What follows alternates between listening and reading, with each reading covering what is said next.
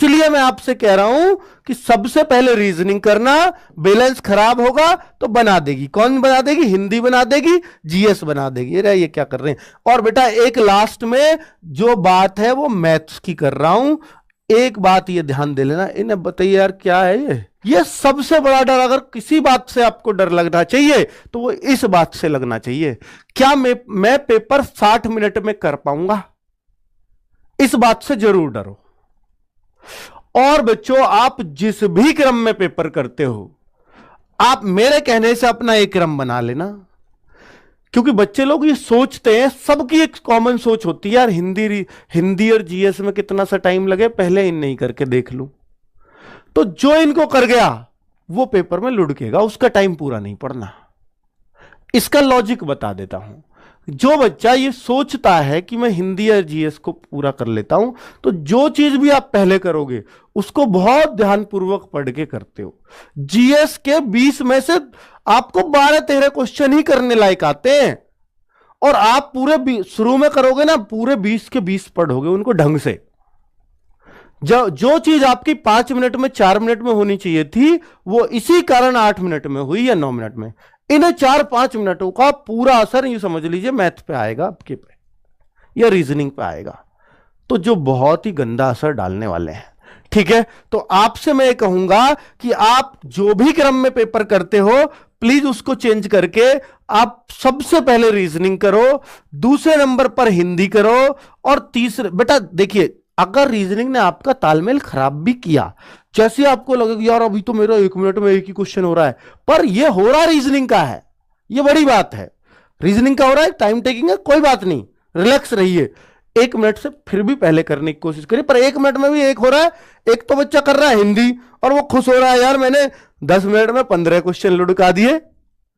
तो भाई तूने कुछ नहीं किया, तूने तो बहुत टाइम खा लिया, ये तो 20 से भी ज्यादा होने चाहिए थे।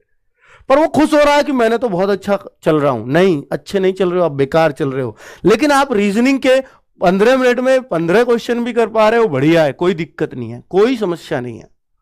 ठीक है, इस तरह से अपने टाइम को मैनेज करना। तो बच्चों अगर आपका कुल मिलाकर के ये भी हो जाता है कि सर मेरा ना रीजनिंग में थोड़ा सा ज्यादा टाइम लग गया, मैं तो 15वें पर ही मेरे 17 मिनट खत्म हो गए, तो 1-2 मिनट का जो बैलेंस है, जो बिगड़ा है आपका, वो हिंदी में पूरा कर लोगे, उसको जीएस में पूरा कर लोगे जल्दी से पढ़ करके।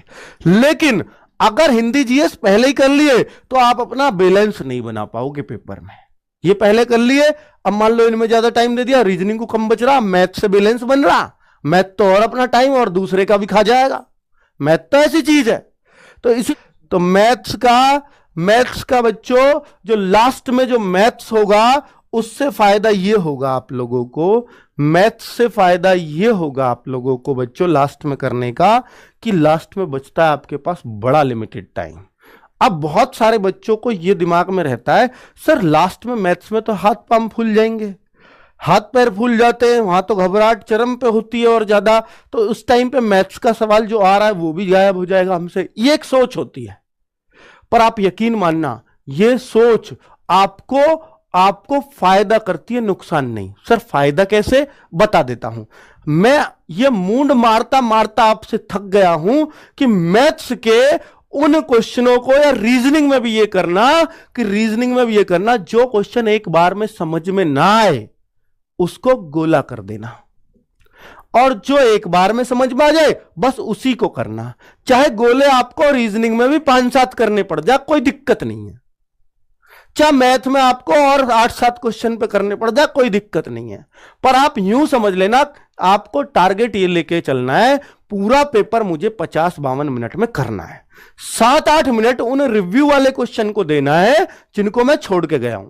बच्चों ज्यादा छोड़ना चाहे कितने ही, कोई दिक्कत नहीं, 7 से ज्यादा गोले नहीं होंगे आपके रीजनिंग में। 8 और 8-7 15, इन 15 क्वेश्चनों के लिए अगर आपने 8 मिनट भी बच रहे हैं, ध्यान देना मेरी बात पर, 15 क्वेश्चन के लिए 8 मिनट भी बच रहे हैं, और आप इनमें से 8 भी कर गए, और निश्चित तौर पे कर जाओगे कि उस टाइम पे प्रेशर नहीं है पेपर पूरा पढ़ाए कि नहीं, क्योंकि लास्ट में प्रेशर खत्म है बच्चों।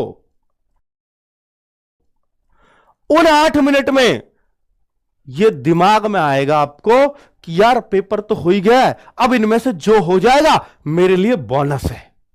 उनमें कॉन्फिडेंस चरम पे होता है। उन 8 मिनट को बचा लेना अपने रिव्यू क्वेश्चन के लिए, ये टारगेट लेकर के जाना। RW पर आपके लिए मॉक आएगा, वो एक मॉक जो होगा मेमोरी बेस होगा। मेमोरी बेस कैसे होगा कि बच्चों से क्वेश्चंस तो पूछा नहीं जाएगा, लेकिन कहीं ना कहीं आप जैसे बच्चे जो भी कनेक्ट है एक दूसरे से, वो तो क्वेश्चन बताएंगे ही। तो वो जो क्वेश्चन बताएंगे तो वो क्वेश्चन तो सेम नहीं रख सकते, और वैसे भी क्वेश्चन वो रिपीट नहीं होगा, लेकिन उसके आसपास के जो क्वेश्चन होंगे वो RW पे आपको देखने को मिलेंगे, ताकि आने वाली शिफ्ट में कोई ना कोई क्वेश्चन ऐसा आपसे टकरा जाए जो आप लोग उसको अटेम्प्ट कर लो। ठीक है, तो आप लोग भाई जिनका भी एग्जाम नेक्स्ट डे होगा वो RW पे उस मॉक को जरूर लगाना, उससे बहुत ज्यादा बेनिफिट होगा आपको, क्योंकि RW पे जो मॉक बनेगा आप वो मेमोरी बेस बनेगा, और मेमोरी बेस अगर मॉक आप लगा के चले गए तो आपका कम से कम 50 से 60% पेपर तो आपका सॉल्व हो गया। समझ रहे हो? क्योंकि उस पैटर्न को ध्यान में रखते हुए, रीजनिंग के उस पैटर्न को ध्यान में रखते हुए, मैथ की उस कैलकुलेशन को ध्यान में रखते हुए, जीके जीएस के पोर्शन को देखते हुए, करंट अफेयर के डाटा को देखते हुए, और आपका हिंदी का जो मटेरियल है उसको देखते हुए, ये मैप जो बनेगा मेमोरी बेस मॉक, ये वो होगा जो आपके एग्जाम में आपको बिल्कुल टारगेट करेगा अच्छे मार्क्स लाने के लिए। तो सभी बच्चे जितनी भी शिफ्ट रहेंगी उस शिफ्ट के हिसाब से मेमोरी बेस मॉक आपके लिए आता रहेगा। तो हर शाम को आपको मेमोरी बेस्ड टेस्ट जरूर देना है। RW पे आपको काफी ज्यादा हेल्प आपको होने वाली है। ठीक है, आपका एग्जाम बहुत अच्छा जाएगा, बिल्कुल घबराना नहीं है। इस बार आप लोग सिलेक्शन लेके जरूर वापस लौटोगे, अपने माँ बाप का नाम जो रोशन करने के लिए आप निकले हो, इस नाम को जरूर ऊंचा करोगे। ठीक है, घबराना नहीं है बच्चा, बिल्कुल नहीं घबराना है। कट ऑफ की बिल्कुल चिंता नहीं करनी है। इस बार अगर पेपर का लेवल थोड़ा सा भी टफ हुआ तो कट ऑफ आपकी बिल्कुल भी नहीं बढ़ेगी।